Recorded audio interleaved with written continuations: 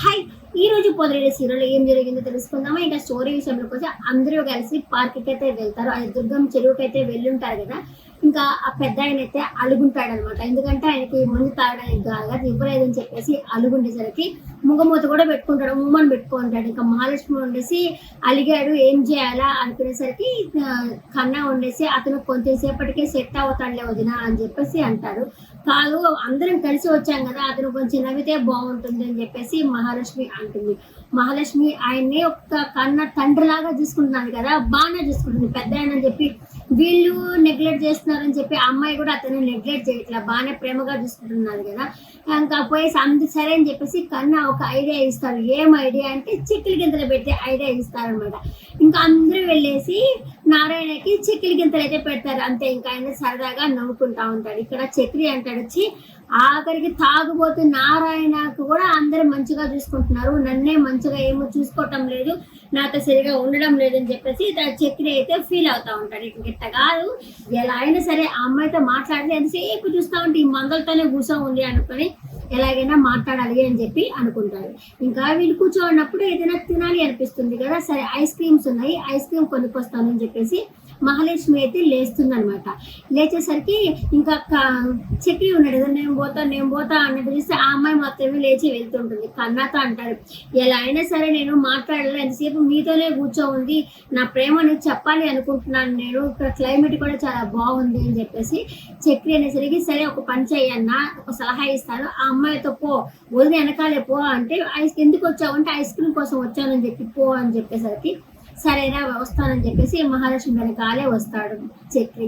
వచ్చిన తర్వాత మహాలక్ష్మి అడుగుతుంది, ఏంది అంటే ఏమీ లేదు, ఐస్ క్రీమ్ కోసమే వచ్చాను అని చెప్పేసరికి సరే ఇక్కడ క్లైమేట్ బాగుంది, సీనరీ బాగుంది, కానీ ఐస్ క్రీమ్ తీసుకెళ్ళి వాళ్ళకి ఇచ్చేయండి, నేను ఇక్కడ వీడియో తీసుకుంటాను కొంచెం అనేసరికి ఓహో సరే తీసుకోండి అనుకొని అమ్మాయి వీడియో తీసుకుంటా ఉండేసరికి నేను కొంచెం పర్సనల్గా మాట్లాడాలి అనుకుంటున్నాను అనేసరికి మహాలక్ష్మి వెళ్ళిపోతుంది అనమాట.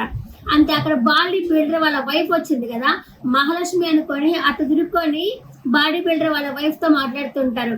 నేను మిమ్మల్ని ఇష్టపడుతున్నాను, ఇలా నా హస్బెండ్ గా ఫీల్ అవుతా ఉన్నాను అని చెప్పి తనకి చెప్పేస్తాడనమాట. అంతే, వెనక్కి తిరిగి చూస్తే ఆ బిల్డర్ వాళ్ళ వైఫ్ పక్కకి నెట్టేసి వాళ్ళ హస్బెండ్ ఉంటాడు. అదేంటి నా వైఫే నీ వైఫా, ఎన్నాళ్ళేంది నీకు పెళ్ళయ్యి అని చెప్పేసరికి అదేంటది నీ వైఫ్ నా వైఫ్ ఏంటి, నా వైఫ్ వేరే ఉంది అనేసరికి నిజంగా నువ్వు నా వైఫ్ కాదా నీ వైఫ్ అనేసరికి కాదయ్యా బాబు అని చెప్పేసరికి ఎంత చెప్పినా వినడు. అందుకే ఒకటి ఇస్తాడు చక్రి. ఇచ్చినాక అవునా అన్న నిజం చెప్పన్నా, నా వైఫ్ నీ వైఫ్ కాదు కదన్నా అంటే కాదు, నాకు పెళ్ళయ్యి 4 నెలలు అయింది, ఆవిడ నా వైఫ్, నీ వైఫ్ని ఎవరైనా లవ్ చేస్తారా అసలు బుద్ధున్నాడు ఎవడైనా అని చెప్పేసి వెళ్తాడు. వెళ్ళేసరికి మహాలక్ష్మి ఉంది కదా, మహాలక్ష్మి మీద పోతున్నసరికి ఇదేం బాగాలేదండి అంటే ఏంటి ఐస్ క్రీమా అంటుంది. కాదండి, మీరు నన్ను అక్కడ వదిలేసి రావడము అనేసరికి మీరే కదండి పర్సనల్గా మాట్లాడుకోవాలి అన్నారు, అందుకే వచ్చేసాను అనేసరికి ఓహో మీకట్ట అర్థమైందా, నేను మీతో మాట్లాడాలి అని చెప్పి అన్నానండి అని చెప్పేసి ఆ అమ్మాయి వెనకాలైతే వెళ్తుంది, మాట్లాడుకుంటూ పోతాడనమాట. ఇక కూర్చో ఉంటారు కదా, బోర్ అనిపిస్తుంది కదా. ఇంకా ఇటు పక్కేమో మాధవ వచ్చేసి ఆ హిందీ అమ్మాయితో మాట్లాడుకుంటూ పోతాడు. అక్కడేమో కన్నా వాళ్ళ నాన్న మాత్రమే ఉంటారు. ఇంకా కన్నతో వాళ్ళ నాన్న అంటాడు, చూసావా చక్రి ఏమో అమ్మాయితో వెళ్ళిపోయాడు, మాధవ ఏమో ఈ అమ్మాయితో పోయాడు, నీకు నేనే తోడుండేది, మన ఇద్దరమే తోడుంటాం దొండకాయ అంటే చిచ్చి నేను నీతో అస్సలు ఉండను, నీతో ఉండే బదులు హాస్టల్లోనే ఉండడం బెటర్ అని చెప్పేసి కన్నా అయితే అంటాడు. అనేసరికి ఇగో నేను తలుచుకుంటే ఎవరినైనా లైన్ లో పెట్టగలను అని చెప్పేసి కన్నా అనేసరికి అక్కడ ఒక అమ్మాయి ఉంటుంది. ఉండు నాన్న, నేను వెళ్ళేసి నాన్న అని పిలవండి, ఉండు నేను వెళ్ళి ఆ అమ్మాయిని లైన్ లో పెడతాను అని చెప్పేసి పోయేసి ఆ అమ్మాయి దగ్గర వాటర్ బాటిల్ పట్టుకొని ఇలా నవ్వుతునేసరికి ఆ అమ్మాయి దగ్గరికి వచ్చి అన్నయ్య వాటర్ కావాలా, బాటిల్ ఇస్తావా అన్నయ్య అని చెప్పేసరికి అన్నయ్య అని చెప్పేసరికి వాళ్ళ నాన్న నారాయణ పక్క నవ్వుకుంటాడు. వేరే లైన్ లో పెట్టారే అన్నయ్య అని చెప్పి అంటున్నారు కదా అని అనుకునేసరికి అబ్బా గుండె పగిలిపోయింది అనుకుంటాడు ఇంకా కన్నా.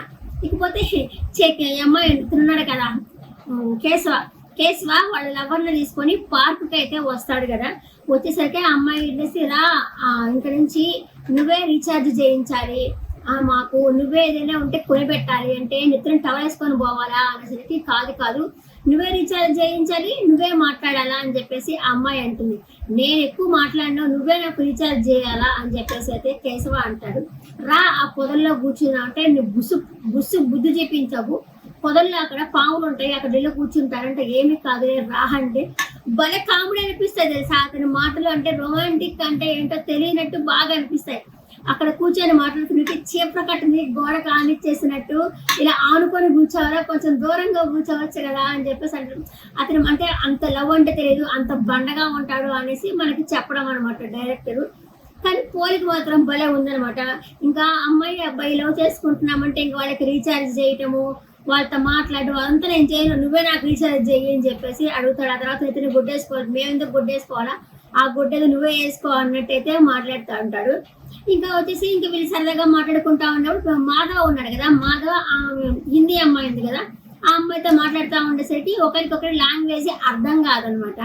అర్థం కాకపోయేసరికి అనుకుంటాడు అబ్బాయి అయినా సరే బుక్ తీసుకోవాలి, 30 రోజులు హిందీ భాష బుక్ తీసుకోవాలి, నేర్చుకోవాల్సిందే అని చెప్పేసి మాధవ్ కూడా అనుకుంటాడు. అంతేటప్పుడు ఒక అతను కనిపిస్తాడు అనమాట. కనిపించి ఏంటి మాధవ్ బాగున్నావా, నీ వైఫ్ తో వచ్చావా ఇక్కడికి అంటే, వైఫ్ కాదు నా బౌన్సీ చెల్లెలు మాతో పాటు పార్కుకి వస్తానంటే వచ్చింది అని చెప్పేసి అంటారు. అన్న తర్వాత ఇంకా వాడికి ఏం చెప్పాడు అని చెప్పి ఆ అమ్మాయి హిందీ అమ్మాయి అడుగుతున్నా కూడా అతనికి చెప్పడానికి వల్లగాల. సరేలే వదిలేసేయాలని చెప్పేసి అక్కడి నుంచి అయితే వెళ్ళిపోతారు. వెళ్ళిపోయి ఇంకా అందరూ ఒకే దగ్గర అయితే చేరుతారు అనమాట. ఇంకా చక్రి వచ్చేసి ఎట్లాగా ఆమెతో మాట్లాడుతుంటే ఆమె ఎట్లాగో వినిపించుకోవడం లేదు, ఏం చేయాలో తెలియక అక్కడ పోయేసి అందరూ ఒకటికి వెళ్ళేసి మాట్లాడుకుంటా ఉండేసరికి ఇంకా మాధవ అంటాడు అబ్బా కేశవ కూడా వస్తే బాగున్నాయా అనేసరికి అప్పుడే కన్ను అలా అలా తిరుగుతూ ఉన్నప్పుడు కేశవ అని చూస్తాడు బుస్సుతో మాట్లాడుతూ ఉండడం. ఉండు అని చెప్పేసి పోయి ఎక్కడ కేశవ వచ్చాడు అక్కడ ఉన్నాడు రెండు చూపిస్తామని చెప్పి అక్కడికి వెళ్ళి పార్క్ వాళ్ళు పొదల మధ్యన కూర్చో ఉన్నారు కదా, అక్కడికైతే తీసుకెళ్తే ఇంట్లో వాళ్ళ గురించి ఒక్కొక్కరి నుంచి ఒక్కొక్క రకంగా చెప్తాడు. ఈ అమ్మాయి వచ్చేసి మహంకాళి అని భయపడి నేనే మాట్లాడకుండా ఉన్నాను అని చెప్పేసి, ఇంకా పెద్ద ఆయన మంచోడు అనుకుంటే ఆ అమ్మాయిని గాయత్రిని దూరం చేసుకున్నాడు కదా, అలాంటి మంచితనం ఎందుకు అని ఇంకా వాళ్ళ నాన్న తాగడం బాగడం తప్ప ఇంకేం తెలియదని చక్రి గురించి వచ్చేసి ఉద్యోగం పోయింది, అన్నీ పోయింది, ఎప్పుడు గొడవ పడుతూనే ఉంటాడని, ఇంకా కన్నా వచ్చేసి డిగ్రీ ఫెయిల్ అయినాడు, దేనికి పనికి రానట్టున్నాడు అని చెప్పి అట్లా ఒక్కొక్కటి చెప్తా ఉంటాడు అమ్మాయికి ఇంటి విషయాలతో. వీళ్ళందరూ వింటారు, కోపం వస్తుంది అనమాట.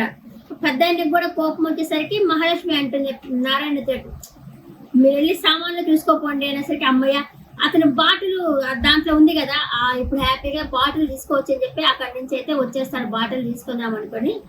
ఇంకా వచ్చేసి ఇంకా కన్నా వచ్చేసి వచ్చినాడు రా అని చెప్పి అందరిని తీసుకొచ్చేసాడు కదా, అందరికి ఒళ్ళు మండుతుంది అనమాట. ఒక్కొక్కరికి మండి ఉండి పని చెప్తానని చెప్పేసి అక్కడికి వెళ్ళేసి మమ్మల్ని ఇన్సల్ట్ చేశారని చెప్పి ఒకరికొకరు చెప్పుకొని ఇంకా కన్నా వండేసి ఉండు తన పని చెప్తాను నేను అని చెప్పేసి అట్లా వస్తున్నప్పుడు పల్లీలు అమ్ముకునే వాడి దగ్గర నుంచి ఒక 5 నిమిషాలు నాకు ఇప్పుడే ఇస్తానని చెప్పాను. పల్లీల తట్ట తీసుకొని వచ్చేసి పల్లీలో డిగ్రీ ఫెయిల్ అయిన అమ్ముతున్న పల్లీలు అని చెప్పేసి తన దగ్గరికి అయితే రావడం జరుగుతుంది. అంటే రేపు ఫుల్ ఫోటో ఉంటుంది కేశవకి ఇంట్లో వాళ్ళ చేతిలో. ఇంకా రేపటి ఎపిసోడ్ ఏంది అంటే చక్రి మహాలక్ష్మికి ప్రపోజ్ చేసేస్తున్నాడు, అంటే చెప్తున్నాడు అనమాట నేను హస్బెండ్ గా ఫీల్ అవుతున్నాను, నువ్వు అంటే నాకు ఇష్టం అనేసి రేపటి ప్రపోజ్ చేస్తున్నాడు. అంటే మండే ఎపిసోడ్ లో చూద్దాం ఎలా ప్రపోజ్ చేస్తాడో, ఆ అమ్మాయి దానికి ఒప్పుకుంటుందో ఏమంటుందో నెక్స్ట్ ఎపిసోడ్ లో కలుద్దాం.